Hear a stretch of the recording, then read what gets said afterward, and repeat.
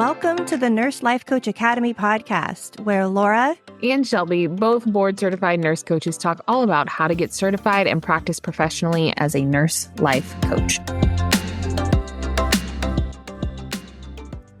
All right, welcome everybody to our first official Nurse Life Coach Academy version of our podcast. And these versions will come out every other Thursday, or actually 2 Thursdays a month. And it'll be focused more on actual skills, tools, practical things that you can use inside of your practice. And we chose productivity and time as the first deep dive to go into. One, because I don't know about you guys, but when I was thinking about certification, it's not like I had all the time and capacity in the world. I had 2 young children. I was working a job that I didn't like. And we worked with so many of you that we know that this can be one of the first thoughts that come into your head is like, do I have enough time to even do something else? I know something needs to change, but do I even have enough time to change it? So we're going to kind of dive into this from a client perspective and then also circle it back to you, the nurse life coach. But many times clients will think they have a time management problem, but many times it's an energy problem. It's a thought problem or it's a priority problem. It's not actually that they don't have enough time. And so we're going to kind of talk about some transactional approaches on how to work with this. The inexperienced nurse coach will immediately want to solve the time management problem. There's nothing wrong with this. It's helpful to have a great time management skills. But this episode will explore some other paths that you can take when this is something that your client is dealing with. Yeah. And gosh, I remember when you and I were in certification, Laura, and I was your peer coach, and one of your goals was to meditate more. And then I was like, okay, go get them, Tiger. And then you came back the next week and you're like, my life, my kids, my husband's been gone for 7 days at the firehouse. Yeah. But you're like, but I meditated while my kids were in the bath on the floor. That's so funny. I was pumped. And in my coach brain, I was like, okay, we meditated once for 3 minutes. That doesn't like shoot off celebration cannons in my brain, but you know, it was a priority for you. So you made it happen even in its imperfect way. And I think that, like you mentioned before, just as a new coach, whenever you are able to identify a problem like time management, I don't have the time. It's easy to be like, ooh, okay, let's get really granular and fix it, right? Let's brainstorm, let's write it out, let's blah, blah, blah. And we hope to give you a couple other tools in the tool belt here. People are busy. Life is busy. Life is moving quickly. So we're not just like solving the symptom here. How can we bring it a little deeper and have like a more thorough conversation about it? You know, like how to assess for energy, how to assess for priorities, and we have even a tool for you guys. It's going to be down in the comments below, a time audit. This is also inside of the course as well. And this is something that Laura and I did a few years ago. A strategist of ours had us do it. And I was saying the same thing. I don't have the time. My plate is so full. I am so busy. And she was like, are you sure? And she had me do this. She had me do this exercise. And it turns out, yes, I was busy. And yes, I was burning time on tasks that weren't the most relevant thing, and I was able to reprioritize based on this exercise. So we're gonna take you guys through that too here in a minute. Yeah, so this is that really practical transactional tool. It's super helpful. This is wonderful for you guys to download and try yourself. I just assigned it to one of my mentees in the Successful Nurse Coach mentorship because you guys are busy, and a lot of times, like as a coach, you don't want to say, "Yeah, but you could do more." Mm-hmm. Right? Mm-hmm. Like that's just not the right approach you want to take. So this tool, you kind of pick 72 hours of your most normal schedule. And for nurses, that's going to be different for each of you. But you pick 3 days and you commit to a thing for 3 days where you fill out everything that you do in 15-minute increments from the time that you wake up to the time that you go to bed. And then you just reflect on it and see. And similarly to the first time that somebody says, if you wanted to lose weight and somebody says, hey, write down everything you eat in a day. Like when you do that, you realize that, oh my gosh, I licked like 400 calories of peanut butter off of the knife when I was making my kids lunch that I didn't even realize. You know, like this is where like all the subconscious ways that we spend our time come to light, Mhm. and we can just see, like, do I want to eat 500 calories of peanut butter, not enjoying it, standing up in the morning absentmindedly, or do I want to like have a beautiful snack later in the day? And so Yeah. we get to see how you're spending your time.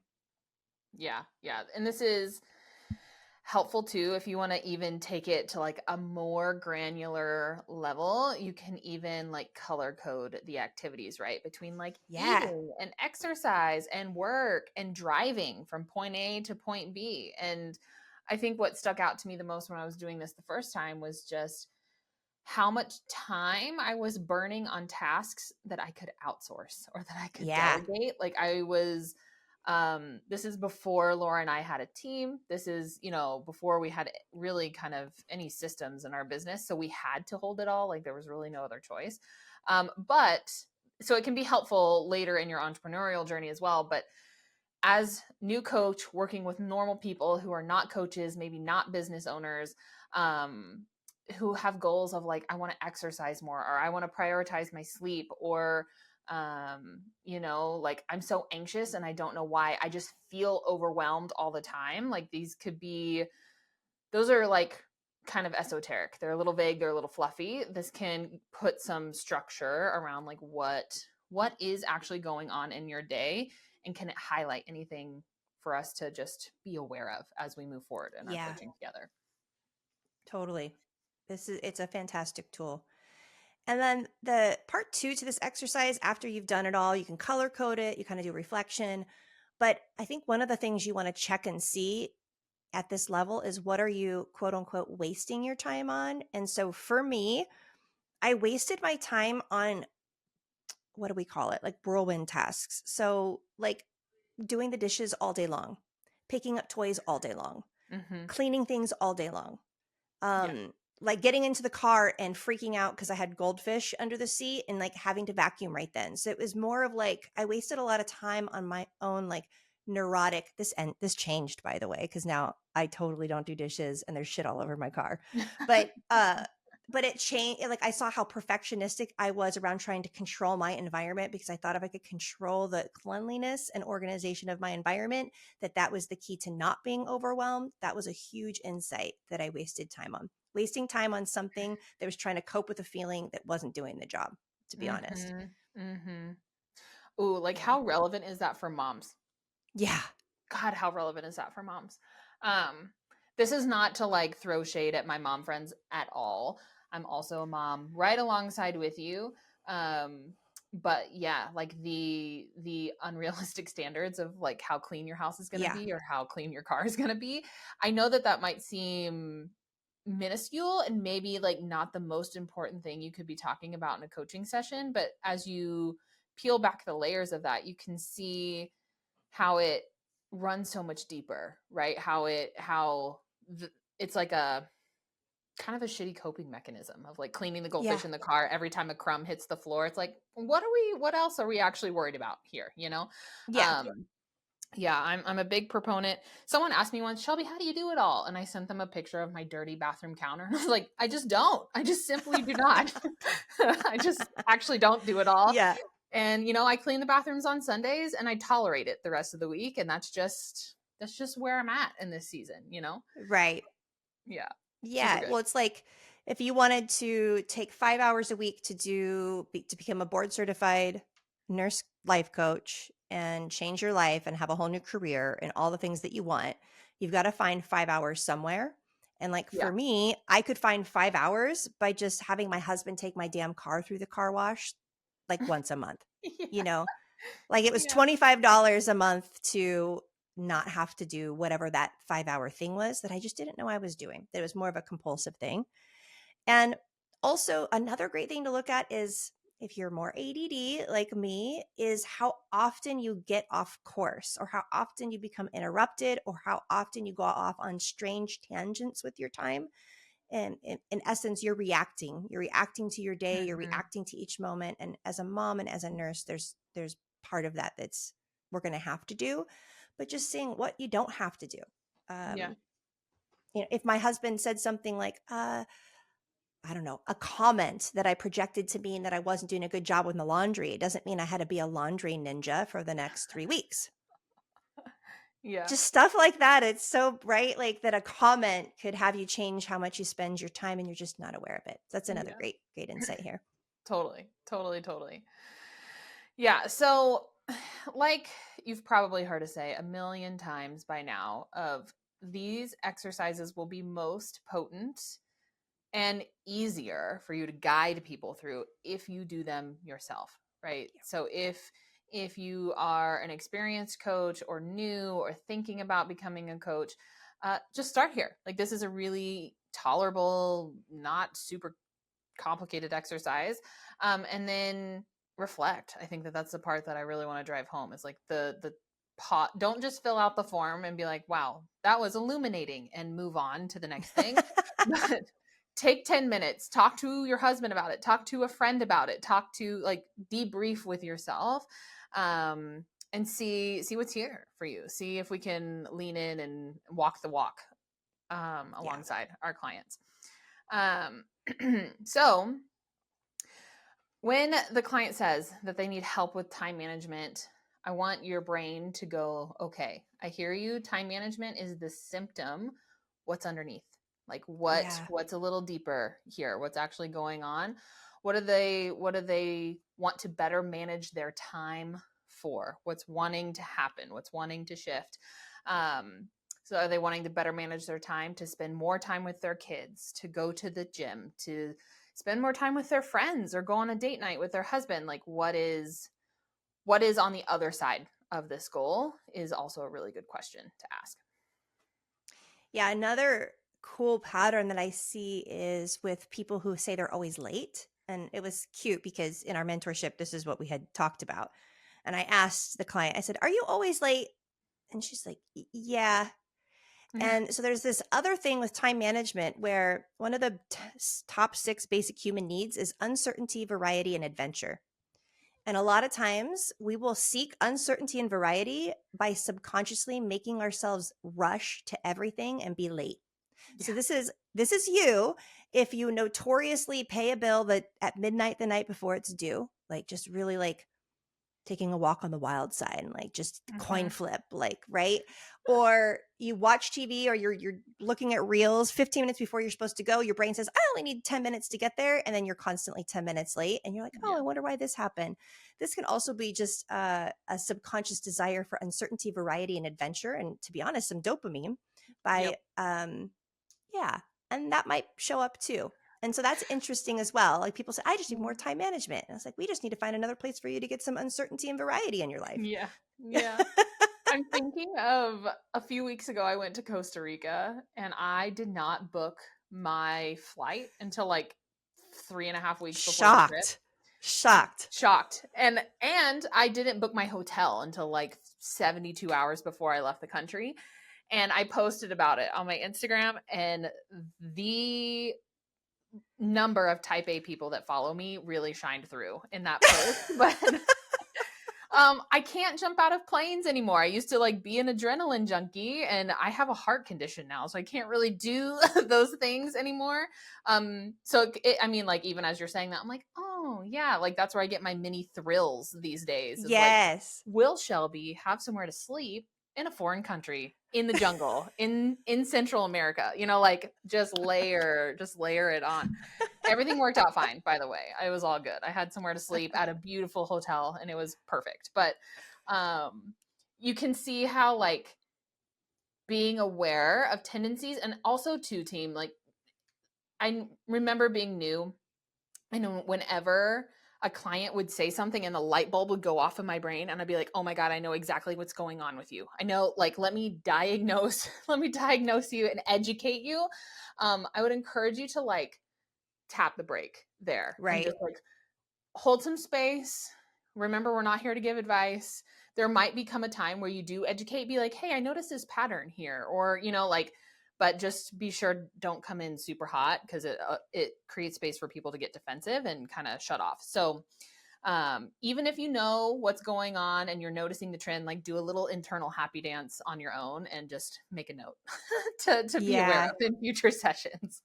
Well, and you could ask questions. You could ask really powerful questions that could possibly have the client have that light bulb moment that you already had by Mhm. witnessing them. And then for them to have their own light bulb moment, it's so much more powerful than for someone to say, I think that you have this and you should do Yeah. this, you Yeah, I think know? you have a desire for uncertainty. How do you feel about that? Yeah. Yeah. Yeah, maybe it's like, do you like risk? Tell me, like, what have you, Yeah. do you like excitement? Tell me more about that. And, that could lead into that conversation. But Yeah. another fantastic one, and I'm like giggling because this was baby nurse coach Laura. This was it. And I did not know about the book Fair Play then. You guys should know about this book. I recently just got the Fair Play cards sent to me by a coach, and we played it in my family.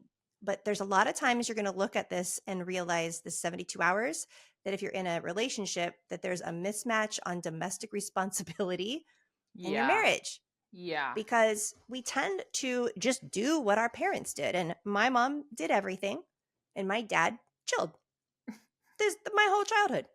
And so in my relationships, I just thought I subconsciously did everything. And not that Mhm. my husband wanted to chill, that wasn't his archetype, but if I allowed him to, he would. And then I would build up like secret resentment. And so I was starting a business. I was still working. I had small children.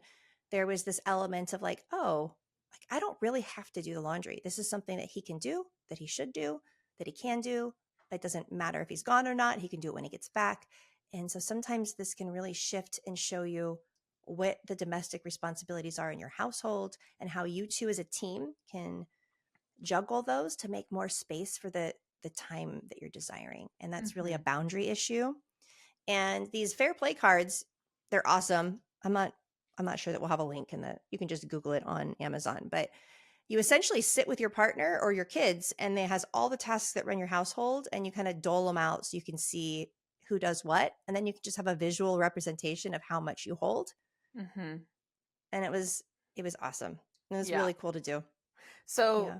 a funny story about this is I have been talking about fair play for like 2 years. They have a podcast, it's a really great resource about domestic labor and gives a lot of context.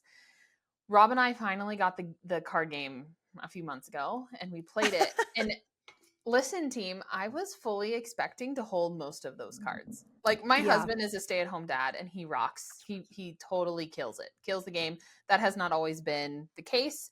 In the sense that he hasn't always been a stay-at-home dad. He worked full-time when I first started my business. But I was fully expecting to hold most of those cards. And I bet if he's listening to this, he's gonna giggle. But at the end, Rob's holding most of the cards, and it So is was Evan. humbling for me. It So was much. humbling, and I was like, "Okay, then this is my work, right? This is my work of like Rob is literally supporting me in the best way possible, and it's my job to feel more supported, right? To like receive. So it can be an eye opener. I would imagine that for most of you listening, and from if you guys work specifically with women, that likely won't be the case. That I mean, even in the people that we coach in our business, it's most women are doing it all. They're homeschooling, they're working, they got the house, they're holding a huge plate. And this can give you context to have like more therapeutic and productive conversations with your partner. Yeah. Yeah. Absolutely. We don't want to throw any stereotypes out there with male and female roles. So we'll just say it's like the traditional kind of male Yeah. female roles. But in today's world where women work, and if you're listening to this, you're contemplating working for yourself or changing your career, this is so helpful. Yeah. And the game, I love that you guys did that game. We just did it like a month ago, and I was like, I looked at all Evans. I'm like, well, and we're thinking about hiring a house manager. This is why we're doing it. It's like, what can we hand off to the house manager? And Uh-huh. that's another thing. It's Yeah. like, who else can help you? Do you have a nanny? Do you have a family member who would like to help? Do you Yeah. have older kids that could take on more responsibilities? Like it's just a realization that you can hand off things that you don't enjoy and hold on to things that you do enjoy. Yeah. Yeah. I was like, where's the making money card? And why is it not 20 cards? Because that's huge. But yeah, it's specific to like household life, kids, family, Mm-hmm. like that sort of thing. Yeah. If you are also like us and you are a boss business babe, go into that exercise with a grain of salt if you have a partner. riding Yeah. shotgun with you. Yep. Uh, this one is the best. It's the best. You guys, most of you, if you've been in the coaching community, know of the language scarcity. And if you're Mm-hmm. new here, scarcity is like a mindset. It's a way of seeing the world that there's really never enough. And this shows up a lot with money. So either money, people have a abundance mindset around money, or they have a scarcity mindset around money. And 80% of the population has a scarcity mindset. And most of our parents had a scarcity mindset. So that's not rare and not strange. The new currency of today is time scarcity. So the time that I hear myself and hear clients and hear other people say, oh, there's just not enough hours in the day, or I just don't have enough time, or I'm just so overwhelmed. If that's something that's on repeat all day long, Mm-hmm. that's just a way that you see the world. You're constantly in time scarcity. That is the reality that you will have. So a lot of times it's so interesting. You're like, actually, I have plenty of time. Right? Oh, there's actually, I could just slow down and have as much time as I want. Actually, I'm choosing this. Mm-hmm. And this is hard for me. Do not have this mastered. I utter it. I just have so much to do, more than I would like to admit. But that's another way of looking at this and checking to see if your client is just used to talking about time this way and seeing time this way. Mm-hmm. Mm-hmm.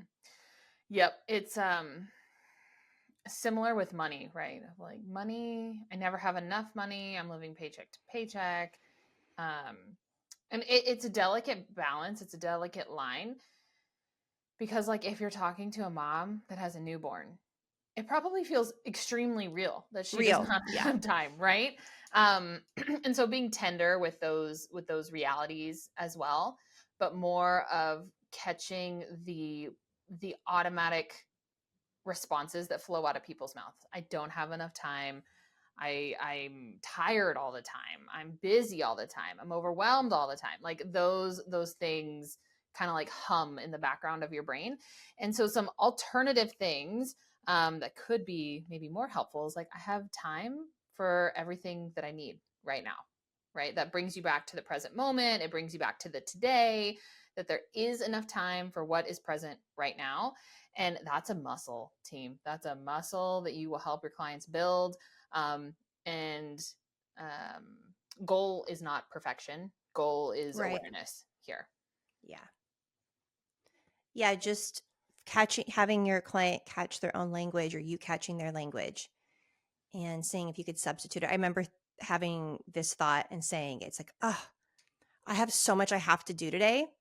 And I had a coach say, actually, Laura, the only thing you have to do today is drink water, eat food, breathe, sleep, and go to the bathroom. Everything else is a choice. And Yeah. so you chose to have a family, you chose to have a house, you chose to have a career, you chose to have Yeah. friends, right? Like you chose to have clothes to fold. You had like, I'm like, oh damn, you're right. Yeah. Yeah. I had a friend, I was complaining once of how busy I was, how fast life was moving, all the things, and she reflected back. She's like, I'm not going to feel sorry for you because this is exactly what you signed up for. And I was like, "Ooh, dang. Yeah, you're right. You're right." Like I wanted the full plate. I wanted the big life. I wanted the family. I wanted the business. I wanted all of this, and not that Yeah. it's not hard or that it's not challenging at times, but um yeah, just being aware of how you talk about it can be really really eye-opening. Awesome. Okay. Next is assessing for your client if it's energy, right? Like, Mhm. is there energy for some things on the list, but no motivation or energy for other things on the list? And then how that seems to manifest is that they tend to have a lot of delay. They have a goal, but they don't take action on the goal, which creates delay, which creates lots of feelings of overwhelm and guilt and shame. And then they call themselves a procrastinator. And then the solution to all of this is just time management. And when I hear a client say things like that, I'm sensing that there's part of their life that's aligned and part of their life that's really not aligned. Yeah. And noticing what activities would you do you have just endless energy for, and what activities like literally pull you down into the dumps, and noticing like your energy around them. And even with household activities like cleaning the toilet versus doing the dishes, I would clean every toilet to not do the dishes. I don't mind cleaning toilets. My husband doesn't mind cleaning dishes. He actually enjoys it. And that's just so interesting to see that to spend my time on dishes feels overwhelming. I have resistance to doing it, and it feels like I don't have enough time. But if I needed to clean the toilets, it's not a problem. I Yep. love the smell of the holistic cleaner that I use. It's fantastic. Aromatherapy, aromatherapy. Yeah, yeah. And I want to mention something here because I think in life coaching, the medical side can sometimes get brushed over, that like we're always like, you create your reality and it's mindset work. And I do really believe that that's a big portion of it. But thinking of like our postpartum moms or our perimenopausal women or people who are working night shift, like as you're assessing their energy, like also just have that in the back of your brain of like, could Yeah. this be hormonal? Could this be something else? Um, because I mean, sometimes seeing your body just genuinely is out of whack, like, and you might need more functional medicine support or something. So I would do the motivation, no motivation first. And then if it's just like, if you have no motivation for anything, if we're having a hard time getting out of Right. bed, if are they actively depressed? Like, turn your The nurse more brain on medical. there. Yeah. Yeah. And just have that in your awareness. It's interesting. I used to coach a lot of people with chronic illness and have chronic illness myself. And so I used to think it was all physical. And if it's all physical, then I'm kind of helpless, right? I can't Yeah. really change it. And it's usually some mixture of physical, mental, emotional, or spiritual. And so asking a client, like zooming out and asking them a question like, when you think about your energy level and how you're feeling, I want you to take like 3 deep breaths and I want you to tell me, do you think it's all physical, all mental, all emotional, all spiritual, or is it some combination of? Because they'll Hmm. intuitively know. And sometimes, even if we have chronic fatigue or we're going through chronic illness, having some hope that we have some control over part of that it made the biggest difference for me. So we're Hmm. constantly balancing like that holistic view. Yeah. But as nurses, we can sometimes dive way too far deep into, well, you got to get some sleep and you should take this supplement. I know the supplement company, and then there's these patches and you should drink this drink. And that's not helpful either, right? To like Yeah. only see it through that lens. Yeah. Totally. Totally. Totally. Totally. All right, team. Last two here. So, they're your client's integrity and also like doing a gut check on your own integrity, right? How does your client keep promises to themselves? Are they showing up week after week saying, I'm going to do X, Y, and Z, and then they show up every week and they're not? This is called like abandoning yourself or self abandonment when we have no follow through on the goal of like, I know it's important. It's important to me. I want to do it. I really, really want to, and then week after week after week we're just not. um Yeah. my first coach told me why she did group coaching, which I think is so genius now, and something that I say a lot is, at first when you are starting out to change your life, that you're already comfortable with letting yourself down, which is why you've hired me, right? It's why you hired a coach, to have a layer of accountability. Then after some time you're going to get comfortable letting me down too. And then Yes. that's why we have the group aspect built in, because if you're showing up week after week after week doing nothing over and over and over again, it's like the third barrier to hopefully create some momentum to not be the person who shows up every week and hasn't taken any action at all. Um, and I think that probably, I don't want to say a majority, but a lot of our clients that we meet with for the first time, like they have many, many tried attempts, many, I'm using air quotations here, but many failed attempts. It's not that they haven't tried before, but they're probably a few years in and comfortable with letting themselves down. Right. Right. Yeah, and that can be the surface level version of that is I just need to manage my time better, Mm-hmm.